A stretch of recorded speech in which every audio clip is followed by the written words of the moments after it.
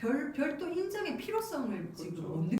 네, 오늘은 부부가 이혼 소송을 하지 않은 상태로 별거진 경우에 상대방에게 이제 부양료를 청구하면서 생활비도 달라고 할 수 있는지 알아보려고 합니다.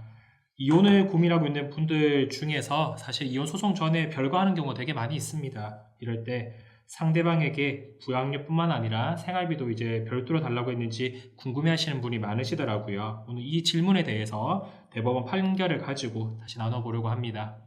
네, 먼저 사실관계부터 한번 살펴보겠습니다. 이 사건에서 아내와 남편은 1992년에 혼인한 법률상 부부였습니다. 자녀가 2명이 있었는데 둘째가 미국 유학 중이었고 아내가 둘째를 단독으로 양육을 하고 있었습니다. 남편은 2009년에 아내와 별거를 시작을 하게 됐습니다. 별거 이유를 살펴보니까 아내가 아이의 월 과외비로 400만 원 이상을 지출을 하고 또 그 밖에도 자녀 교육비로 굉장하게 많은 금액을 지출을 하는 데 대해서 남편이 좀 많이 반대를 한 것 같아요. 거기다가 이제 둘째를 또 유학을 보내고 싶다는 아내의 의견에 대해서 남편이 극심하게 반대를 했는데 거기에 대해서 아내가 남편의 반대도 무릅쓰고 유학길에 이제 오르게 되면서 두 사람의 더 이상의 이제 혼인관계를 유지할 수 없게 된 그런 상황이 됐던 것 같습니다. 이후에 이제 남편은 아내를 상대로 이혼 소송을 제기를 하게 되었는데요. 그러면서 생활비를 다 끊어버렸습니다. 근데 남편이 아내를 상대로 제기한 이혼 소송은 특별히 이혼의 사유가 없다고 하면서 기각이 되어버렸습니다. 그러자 이제 아내가 별거 이후에 아내 본인 그리고 아이의 생활비 그리고 유학비로 거의 2억 8천만 원 가량을 지출했다라고 하면서 아내와 또 자녀에 대한 과거의 부양료로 2억 5천만 원 가량을 지급을 해달라. 그리고 장래 앞으로도 부양료가 발생을 한다. 장래에도 발생하는 아내 자신 그리고 아이의 월 부양료로 1,200만 원을 지급을 해달라라는 부양료 청구를 하게 된 사건이었습니다. 예, 그런데 과거의 부양료는 아무 때나 청구할 수 있는 게 아닙니다. 민법상 부부는 서로 부양 의무가 있지만 과거에 발생한 부양료를 청구하려면 그 시점에 상대방에게 부양해달라고 요구했음을 입증해야 됩니다.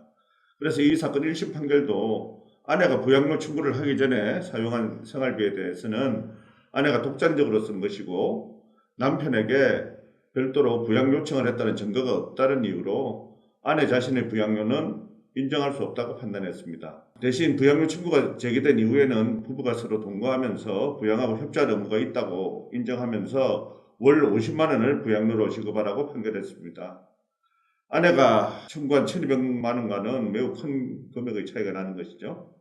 법원은 아내가 남편이 반대한 자녀 유학을 혼자 추진하면서 공동으로 형성한 재산을 생활비와 유학비로 약 2억 8천만 원 혼자 사용하였고 아내 자신도 석사조로 영어 자격증, 통번역 대학원 수료 등으로 인해서 아내 자신이 생활 능력이 있다는 점을 참고해서 부양료를 정한 것으로 보입니다.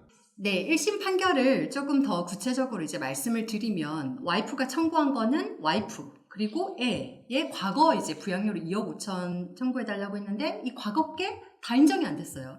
그러니까 와이프께 인정 안 된 거는 네가 청구한 적 없지 않냐. 그러니까 청구한 이후부터 발생한다는 거고 그 다음에 애에 대한 거는 독단적으로 비용을 쓰기는 했는데 또 이 비용도 2억 5천을 와이프가 어떻게 마련을 했냐면 자기 보험을 해약을 해서 이 돈을 마련을 했습니다.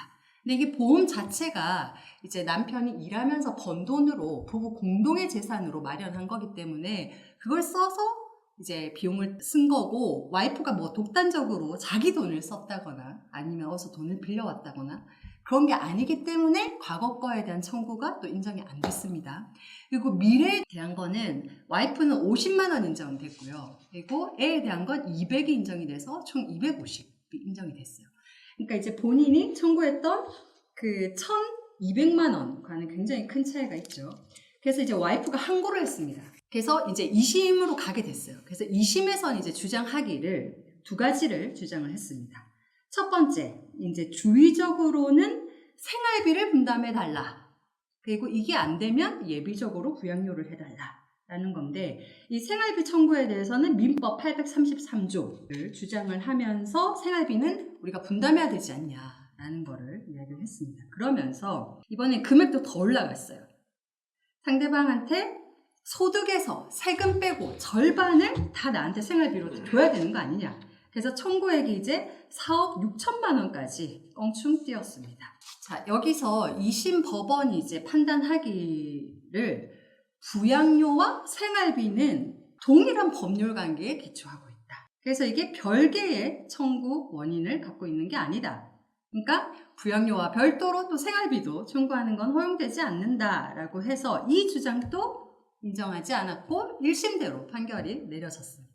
아내는 또다시 대법원에 재항고를 했습니다. 하지만 결론은 똑같았습니다. 대법원은 생활비 청구는 부양 의무의 한 형태일 뿐이고 별개의 청구로 볼 수 없다고 판단하면서 청구인의 재항고를 기각했습니다.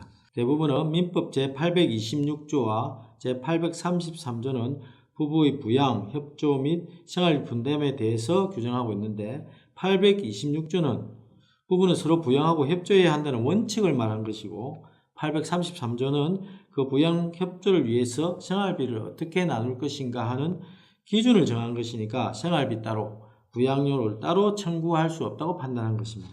즉 실무적으로 아내가 아무리 생활비와 부양료를 나누어 청구하더라도 법원은 동일한 청구로 보아 하나의 범위 내에서만 판단하는 점을 명확히 한 사건이었습니다.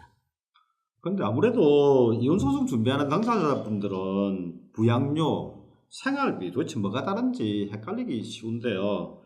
보통 부양료는 당장 생계를 위한 돈이고 생활비는 과거에 쓴 비용까지 포함되기도 하잖아요. 그래서 이건 뭐 성격이 다르다고 생각하기 쉬운데 법적으로는 그렇게 보지 않는 점에서 분선이 많은 것 같습니다.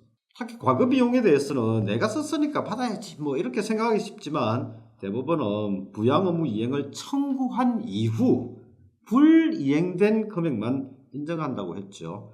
따라서 사전 청구를 했느냐 이 여부가 쟁점이고 부부간에 이제 청구한 기록이나 입증 자료가 매우 중요합니다. 네, 그럼 이제 오늘 세미나 내용 정리하면 부양료와 생활비는 표현은 다르더라도 법적으로는 동일한 청구이고 또 부양료와 생활비를 중복하여 청구하는 것은 인정되지 않는다는 것 주의하시면 될 것 같습니다. 그리고 혹시나 헷갈리실 수 있어서 다시 한번 말씀드리는데 자녀의 양육비는 부양료의 별개이기 때문에 청구 가능하다는 것 유의하시면 될 것 같습니다. 오늘 세미나가 생활비나 그리고 부양료 청구를 준비하시는 분들께 많은 도움이 될 것 같습니다.